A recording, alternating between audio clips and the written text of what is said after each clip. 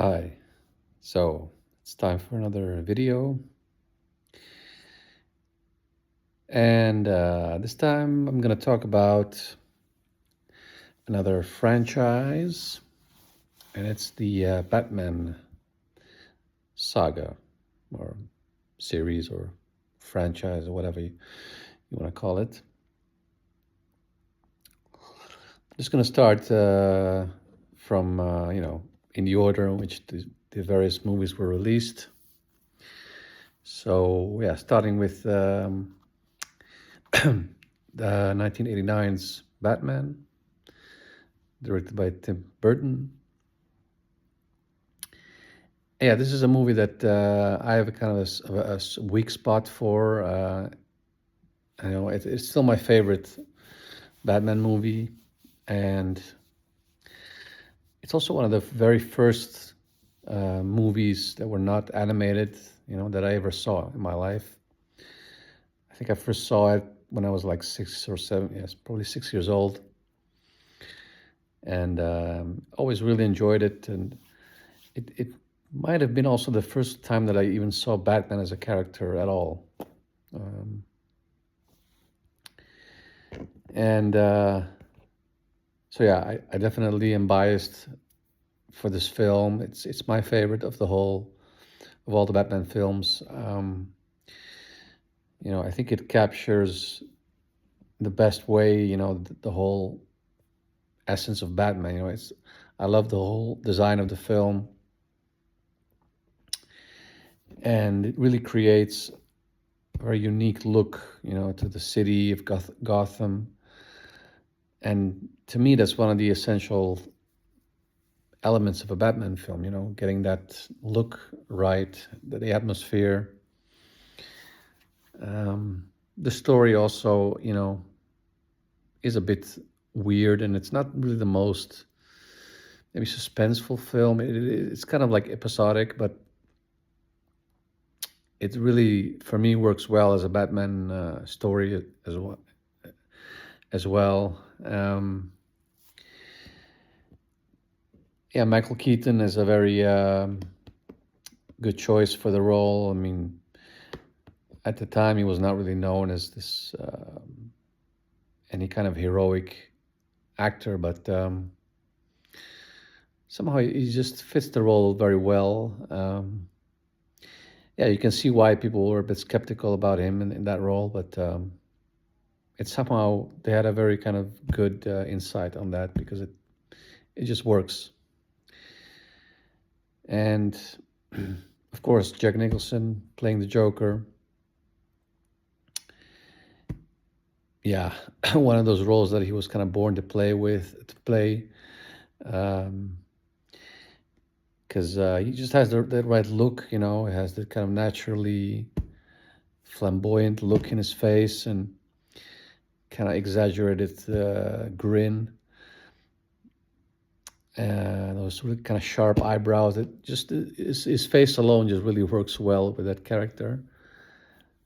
And yeah, I think there have been rumors of him playing that role for many years, and yeah, it's just one of his best performances for me. And yeah, it's just a lot of fun to watch, and yeah, that's. I think it also was kind of a setting film because before that, superhero movies were not really taken very seriously. I mean, yeah, you had a few good ones like the original Superman, but even that was kind of like almost like a kids film. And this film took itself a bit more seriously and was a bit more adult oriented in a way, even though I always enjoyed it even as a kid. So yeah, this movie, for me, it's about an 8 out of 10, and let's say 3.5 stars out of 4. Next up is 1992's Batman Returns, also directed by Tim Burton. And Yeah, I also really like this movie as well. I don't think it's as good as the first, but you know, it definitely has a certain charm to it. It is much more a Tim Burton film. It has a lot of his signature, style. Um, yeah, the story is kind of all over the place, but it's again a movie that really kind of gets a lot of mileage out of its look and the set design and the cinematography and the really bizarre characters. The Penguin, uh, was presented in a much different way than the comic books. Mm. And Catwoman, also very well played by Michelle Pfeiffer. And that one I think is more faithful also to the comics. Um, and you have Christopher Walken as well. Was maybe it's a bit much to have three villains in the same movie, but still, um, yeah, it works fine, and it's an entertaining movie. It is very kind of a little too adult for kids, definitely. But a lot of the stuff, there are some like sexual references and that are kind of bizarre to see in a Batman movie that's sort of aimed at kids. But at the same time, those things will only be really understood by adults, and kids, it would just fly over their heads. And it is also a bit violent and dark, and it was not as successful as the first, which makes sense considering how dark it was. But that's also kind of the charm of it. They gave Tim Burton more freedom in this movie to do what he wanted because really wanted him back to direct it. But yeah, it was kind of a miscalculation because I think even though Tim Burton, did a good job on the first movie, I don't think that um, you know, I think on that movie he didn't really have as much creative freedom. So I don't know how much, yeah, or let's say I don't know how different it would have been if someone else had made it. I think that his influence was certainly there, but yeah, um, I don't think him directing it was the biggest factor to its success.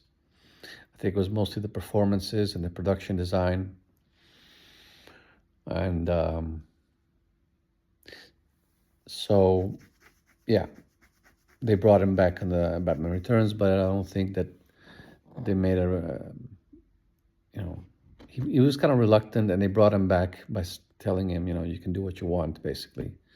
And that was kind of it was fun for fans of his style, and he did make a good movie out of it. But you can see why it was not as commercially successful as the first. But yeah, it is kind of like a cult movie. Also, a movie that has kind of grown in reputation over time, I think.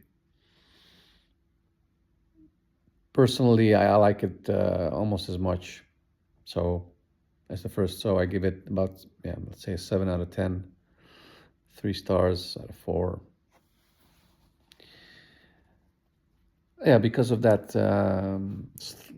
slightly less successful sequel, they parted ways with Tim Burton as director, although he stayed on as the producer of the next film, which was Batman Forever, directed by Joe Schumacher, which came out in 1995. Um, this is a movie that, when it came out, I really liked it, enjoyed it when I was 9 years old, and yeah, when you see it now, you do understand why it is not as, yeah, well liked. I don't think it's terrible, but it's a little bit too cartoony and bizarre, and yeah, it's completely separated from any kind of realism, which to an extent is okay because you're still dealing with a comic book story, but it becomes a little bit too cartoonish. But I thought Val Kilmer did a pretty good job as Bruce Wayne and Batman. I like Jim Carrey in the film. I think Tommy Lee Jones's character is a bit annoying. It doesn't really work well. He doesn't really do the kind of silliness and over the topness very well, I think.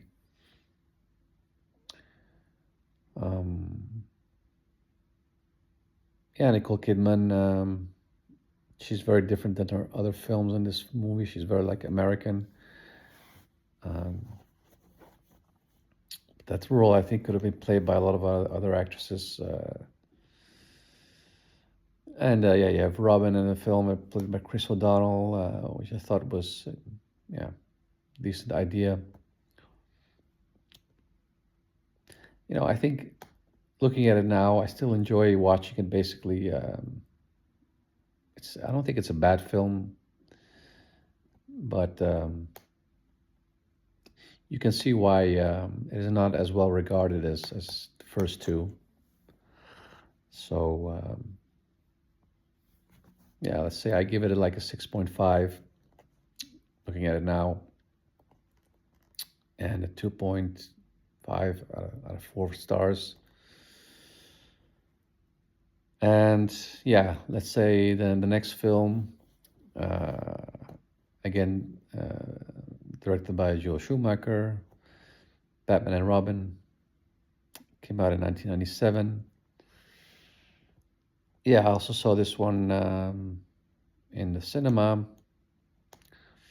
and as a kid, I quite enjoyed it as well.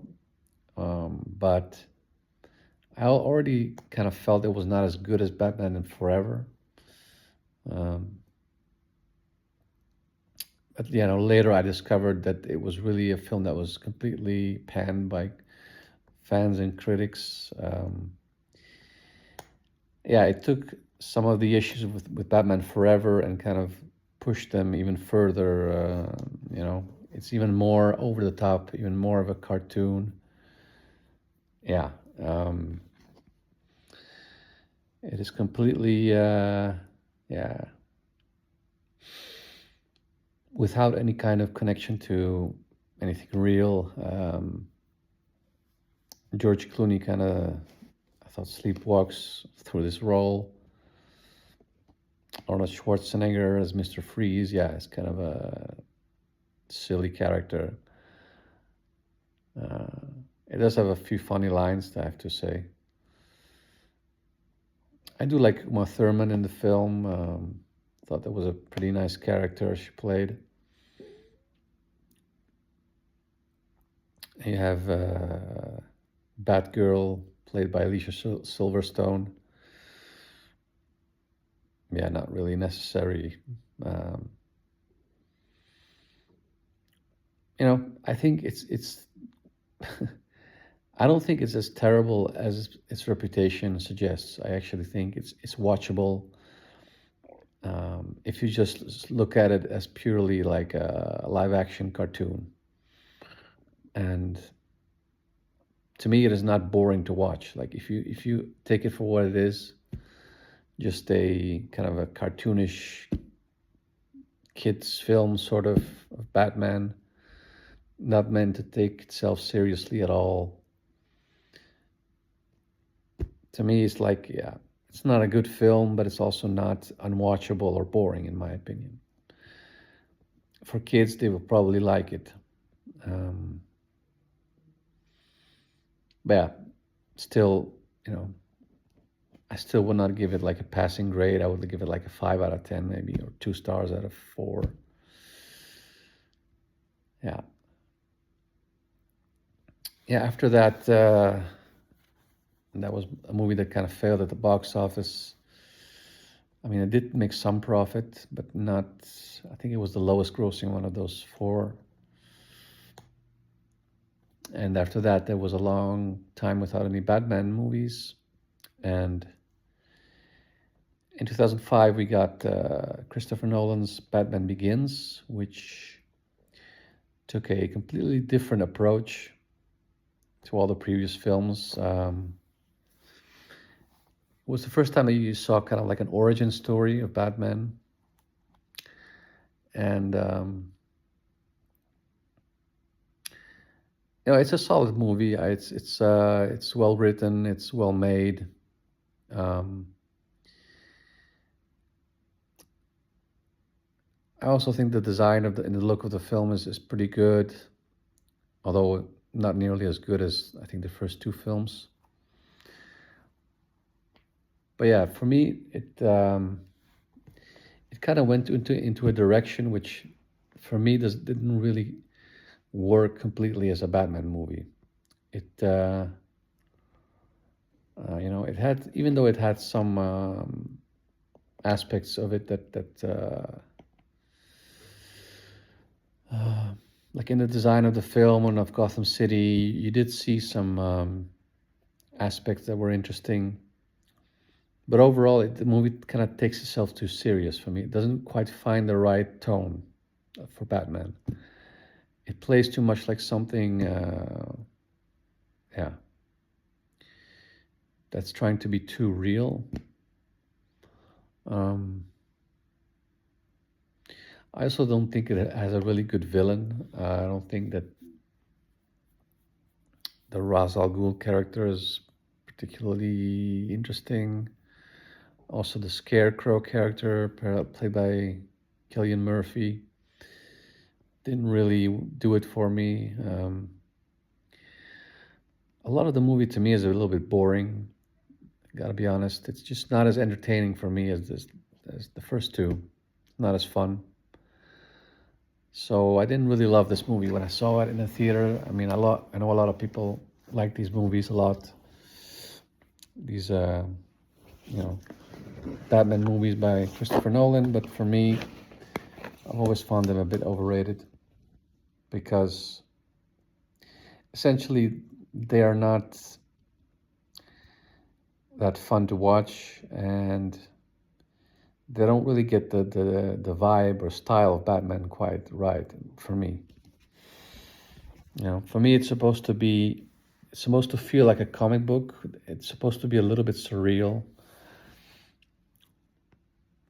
and it shouldn't have the feel of like a serious police drama or something like, let's say something like Heat with someone dressed as a bat going around at night and being a vigilante. So let's say out of respect of what I tried to do, and because I really do think it is well made and solid, I do give it like a 7 out of 10 and 3 stars out of 4. And I could say a lot of the same things about the next film, The Dark Knight.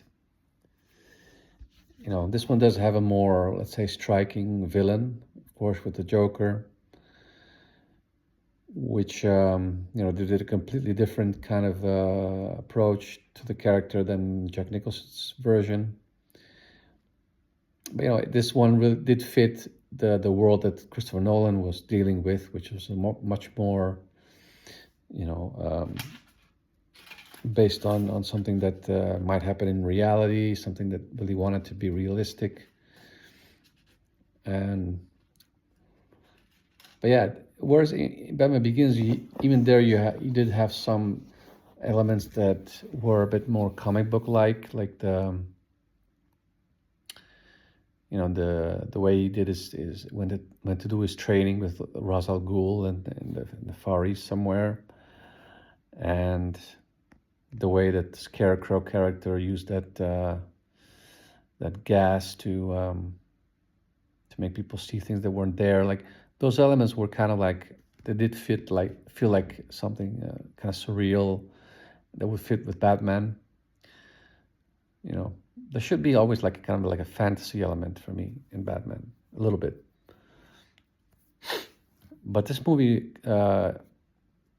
doesn't have any of that. You know, it's a movie that also, yeah, aside from someone being dressed as a bat, fighting crime, is something that you could actually imagine happening in real life. And you could say that's a good thing. For me, it just doesn't really feel like Batman. That's basically what I have against these movies. And the story I think is actually better than Batman Begins. It does have some, interesting scenes in it. It's cleverly written, that's for sure, and it has some scenes with like interesting sort of moral dilemmas. Um, but yeah, and of course Heath Ledger is good in the film, but I still enjoy more the Jack Nicholson version myself. Yeah, definitely. He does disappear completely in that role in a way that's pretty impressive. And yeah, and also this movie, like it doesn't make any effort to make Gotham City look like a kind of otherworldly place. Uh, Even in Batman Begins, there were some elements about it that were a bit futuristic, and this movie doesn't have any kind of interesting look in the where it takes place. In the city it takes place. It could be any American city. So that aspect I didn't really consider at all. I think, and it's something that no one really complains about or says anything about, because people, yeah, a lot of people really revere this film, and for me, I give it again 7 out of 10 out of respect for the craft and the effort and the writing, but it's not quite my cup of tea. And kind of the same goes for the last one, The Dark Knight Rises. Although I actually remember enjoying it a little bit more than the first two. I thought it had a bit more, more interesting aspects to it. The ending was really good. I guess I kind of got used to this approach to Batman by this point.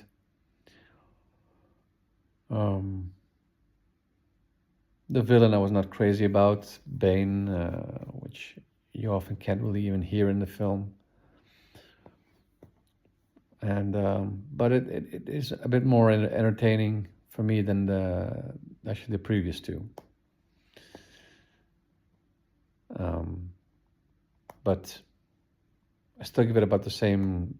I rate it about the same way. These are movies that I respect because of how well they were made, and the craft, and the performances, and the writing. I respect what they try to do, but it's just not something I really go back to a lot. Just not really what I hope to see in a Batman movie. For me, it's only really the first movie and partially the second one by Tim Burton that delivered what I have in mind when I think of Batman. To me, Batman is something that should be. It should feel like it takes place in a slightly different world. It should be a bit surreal. It should be entertaining. It shouldn't be complex as a story, which I also thought sometimes they were a bit hard to follow. Those Christopher Nolan films. It shouldn't feel too realistic.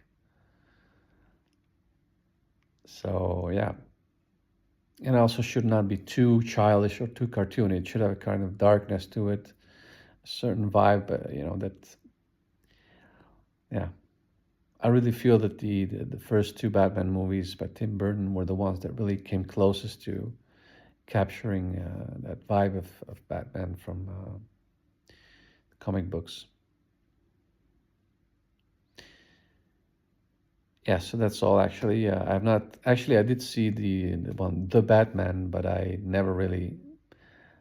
I kind of, yeah, I can't really say that I fully appreciated and watched it beginning to end because I kind of dozed off. Just found it too boring. So I'm not really gonna rate it even. So yeah, there you have it. Those are my thoughts on the Batman movies.